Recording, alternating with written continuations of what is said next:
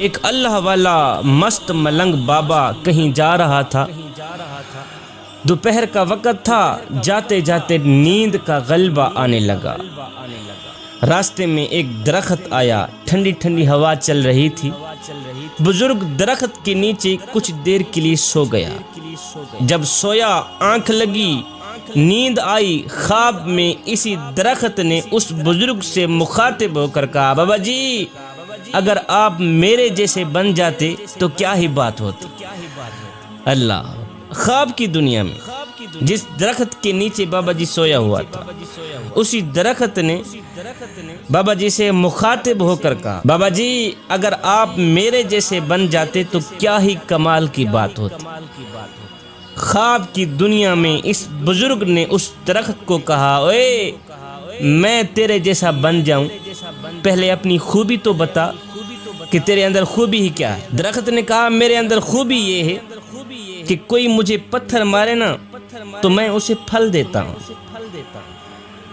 میرے اندر خوبی یہ ہے کہ اگر کوئی مجھے پتھر مارے تو میں اسے پھل دیتا ہوں، اس لیے تو بھی میرے جیسا بن جا تاکہ تو بھی مخلوق خدا کو فائدہ دے سکے، نفع دے سکے۔ یہ سن کر بزرگ بڑا حیران ہوا۔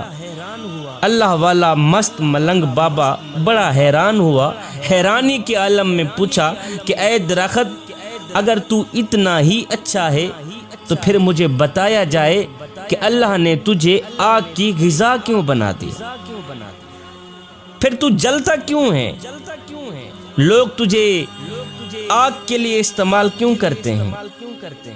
تیرے اندر اگر اتنا ہی کمال ہے تو پھر مجھے بتا کہ اللہ نے تجھے آگ کی غذا کیوں بنا دیا۔ یہ سن کر درخت نے جواب دیا، بزرگو میرے اندر خوبی کے ساتھ ساتھ ایک بہت بڑی خامی ہے، جس خامی نے میری خوبی کا ستیہ ناز کیا ہوا، جس خامی نے میری خوبی پر پانی پھیرا ہوا، اور اللہ تعالیٰ کو میری یہ خامی اتنی ناپسند ہے، اتنی ناپسند ہے کہ اللہ نے مجھے آگ کی غذا بنا دی۔ بزرگ نے پوچھا، وہ کون سی خامی ہے؟ درخت نے کہا، بابا جی وہ خامی یہ ہے کہ جدھر کی ہوا چلتی ہے نا میں ادھر کو ہو جاتا ہوں۔ اللہ، بابا جی خامی یہ ہے کہ جدھر کی ہوا چلتی ہے نا میں ادھر ہی کو ہو جاتا ہوں۔ مطلب یہ ہوا کہ جدھر کی ہوا چلے ادھر کو ہونے والی چاہے جان والی چیز ہو یا بے جان چیز ہو، اللہ تعالیٰ کو ناپسند ہے۔ اللہ تعالیٰ اسے جہنم کا ایندھن بنا دیتا ہے، جہنم میں ڈال دیتا ہے۔ جوانوں، ہماری صورتحال بھی اسی درخت سے ملتی جلتی ہے۔ ہم بھی کچھ ایسا ہی کر رہے ہیں کہ جدھر کی ہوا چلتی ہے ہم ادھر کو ہی ہو جاتے ہیں۔ ہم نام لیتے ہیں حسین کا، نقل کرتے ہیں یزید کی۔ ہمارے اوپر کوئی بھی شخص 10 منٹ لگا دے ہم اسی کے ہو جاتے ہیں۔ مسجد میں نماز پڑھنے کے لیے بھی چلے جاتے ہیں، پھر کسی کے کہنے پر کنجر خانے میں بھی چلے جاتے ہیں۔ ادھر کو بھی پورے ہیں، ادھر کو بھی پورے ہیں، جدھر کی ہوا چلے ہم ادھر کو ہی ہو جاتے ہیں۔ ہمارا تن مسجد میں ہوتا ہے، من یاروں کے پاس ہوتا ہے، کھڑے نماز میں ہوتے ہیں، ہماری یادیں دوستوں کے پاس ہوتی ہیں، ہمارا سر سجدے میں ہوتا ہے، ہماری سوچیں کاروبار کی طرف ہوتی ہیں۔ جوانوں، نماز میں بھی خالص بن جاؤ، رب کے عشق میں بھی خالص بن جاؤ۔ ادھر سے حضرت رابعہ بصری آ رہی تھی، ادھر سے ایک نوجوان جا رہا تھا۔ جب ایک دوسرے کے قریب آئے تو نوجوان نے کہا، رابعہ بصری میں تجھ سے بڑی محبت کرتا ہوں، تجھ سے بڑا عشق کرتا ہوں۔ رابعہ بصری نے کہا، اچھا تو مجھ سے بڑی محبت کرتا ہے، عشق کرتا ہے؟ اس نے کہا، ہاں میں تیرے ساتھ عشق کر بیٹھا ہوں، میں تجھے اپنانا چاہتا ہوں۔ رابعہ بصری نے کہا، اچھا اس طرح کر، میری ایک بہن ہے جو مجھ سے کہیں زیادہ خوبصورت ہے، میں چاہتی ہوں تو اسی سے ہی محبت کر لے، اسی سے ہی عشق کر لے، اسی کو ہی اپنا لے۔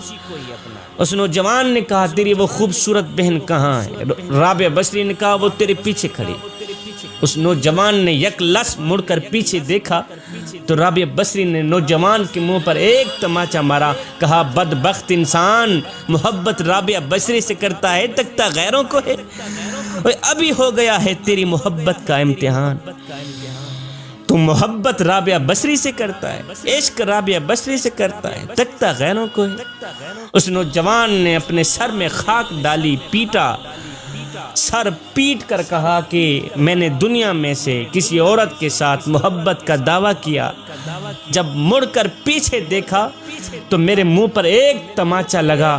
کہتا ہے کتنا بدبخت ہوگا وہ انسان جو دعویٰ کرے رب کی محبت کا تکے غیروں کو، جو دعویٰ کرے رب کے عشق کا تکے غیروں کو۔